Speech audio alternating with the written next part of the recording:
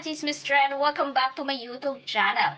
Marami pa rin ang umaasa na KATHNIEL fans na magkakaayos sila Daniel Padilla at KATHRYN Bernardo at muli silang magkakasama sa iisang proyekto. Kahit na nga raw itambal sila sa iba ay iba pa rin ang karisma ng KATHNIEL. Hindi naman lingid sa kaalaman natin kung gaano kalakas ang tambalan noon nila Daniel at KATHRYN na talagang maingay at nangunguna ang kanilang love team sa ABS-CBN artist. Samantala, usap-usapan naman ang new look ni Daniel Padilla sa kanyang new hair color na nagdagdag ng kanyang appeal.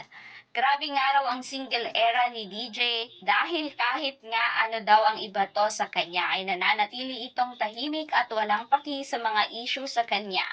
Marami ang napawaw sa kanyang new look at mukhang si KATHRYN Bernardo ay like na like din ang new hairstyle ni Daniel.